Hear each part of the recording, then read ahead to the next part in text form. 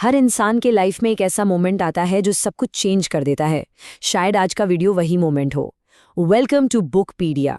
आज हम बात करने वाले हैं रिचर्ड रमेल्ट की book good strategy bad strategy के बारे में, जहां आपको मिलेगा simple explanation, real life insights और पावरफुल आइडियाज जो आपकी सोच बदल सकते हैं।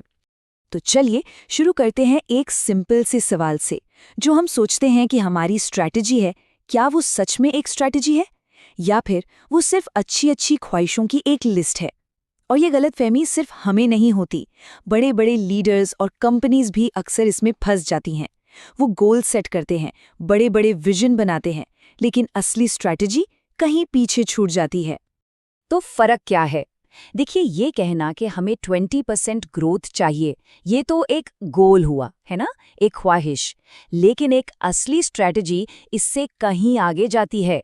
वो ये बताती है कि उस ग्रोथ के रास्ते में जो सबसे बड़ी रुकावट है, उसे पार कैसे करना है।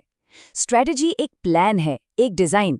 ये सिर्फ एक सपना नहीं, बल्कि उस सपने को सच करने का एक ब्लूप्रिंट है। तो सवाल ये है कि एक विश और एक रियल स्ट्रैटेजी के बीच की लकीर को पहचाने कैसे? इसके लिए ऑथर रिचर्ड रूमेल्ट एक ब्रिलियंट फ्रेमवर्क देते हैं। वो इसे कहते हैं the kernel of good strategy. समझ लीजिए, ये किसी भी अच्छी स्ट्रैटेजी का दिल है, उसका कोर। और सबसे अच्छी बात, इसके सिर्फ 3 बिल्कुल सिंपल हिस्से हैं। ये 3 पार्ट्स हैं: डायग्नोसिस, गाइडिंग पॉलिसी और कोहेरेंट एक्शंस। इसको समझने का सबसे आसान तरीका है एक डॉक्टर के बारे में सोचना। जब हम बीमार पड़ते हैं, डॉक्टर क्या करता है? सबसे पहले वो बीमारी को ठीक से डायग्नोज करता है, पता लगाता है कि असली प्रॉब्लम है क्या। फिर वो एक ओवरऑल ट्रीटमेंट प्लान बनाता है कि हमें आगे करना क्या है। ये है गाइडिंग पॉलिसी। और आखिर में वो प्रिस्क्रिप्शन लिखता है, कौन सी दवाई कब लेनी है। ये हैं कोहेरेंट एक्शंस।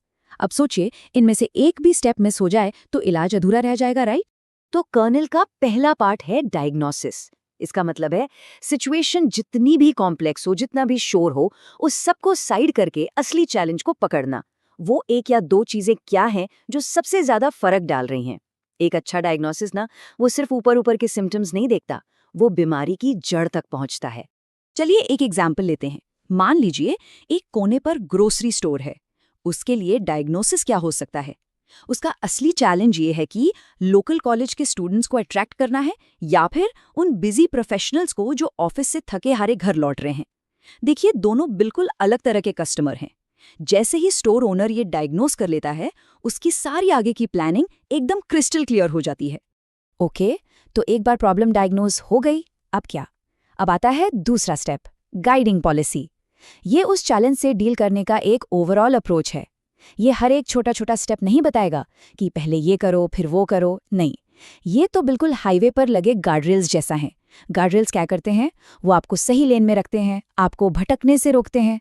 बस वही काम है गाइडिंग पॉलिसी का। चलिए अपने ग्रोसरी स्टोर वाले एग्जाम्पल पर वापस आते हैं।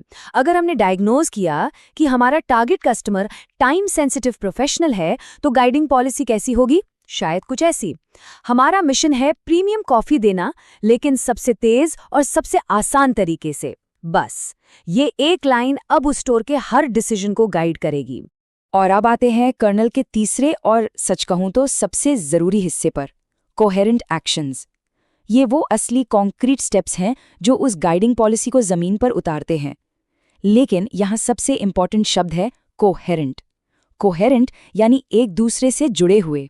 इसका मतलब है कि आपके सारे एक्शंस एक ही दिशा में काम करने चाहिए, एक दूसरे को सपोर्ट करना चाहिए, ना कि एक दूसरे के खिलाफ जाना।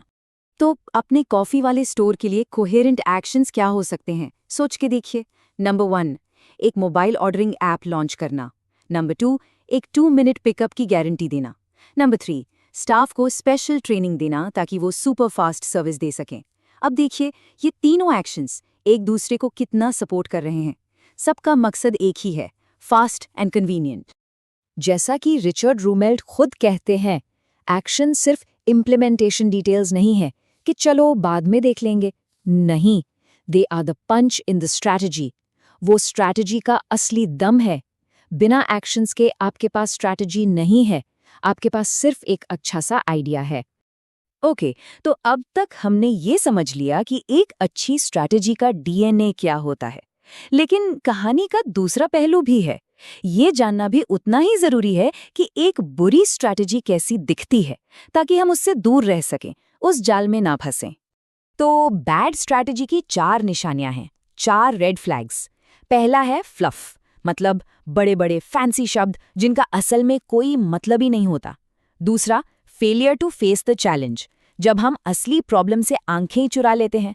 तीसरा, वही गलती, मिस्टेकिंग गोल्स फॉर स्ट्रैटेजी। और चौथा, बैड स्ट्रेटेजिक ऑब्जेक्टिव्स, ऐसे ऑब्जेक्टिव्स चुनना जिनका आपके असली चैलेंज से दूर दूर तक कोई लेना देना नहीं है। इसका ना एक बड़ा ही मजेदार एग्जाम्पल है जिसे रूमिल्ट कहते हैं डॉग्स डिनर ऑब्जेक्टिव्स। ये क्या होता है? ये एक ऐसी लंबी चौड़ी लिस्ट होती है जिसमें कंपनी के हर डिपार्टमेंट की ख्वाहिश डाल दी जाती है। क्यों? ताकि कोई बुरा ना माने। और इसका रिजल्ट क्या निकलता है? बिल्कुल, जीरो फोकस, जीरो कोहेरेंस और अल्टीमेटली जीरो प्रोग्रेस। ये दरअसल मुश्किल चॉइसेस ना लेने का नतीजा है। अब एक थोड़ा एडवांस्ड लेकिन बहुत जरूरी कॉन्सेप्ट समझते हैं। अक्सर हमें लगता है कि एक बार अच्छी स्ट्रैटेजी बन गई तो बस काम हो गया, सक्सेस की गारंटी मिल गई। पर सच्चाई ये है कि दुनिया ऐसे नहीं चलती। एक अच्छी से अच्छी स्ट्रैटेजी भी आखिर में सिर्फ एक हाइपोथेसिस होती है, एक अनुमान। इसका मतलब ये है कि आपकी स्ट्रैटेजी एक एजुकेटेड गेस है। ये कोई अंधेरे में तीर चलाना नहीं है, बिल्कुल नहीं। ये आपके एनालिसिस, आपकी इनसाइट पर बेस्ड एक सोचा समझा फैसला है। लेकिन इसे रियल वर्ल्ड में टेस्ट करना पड़ेगा।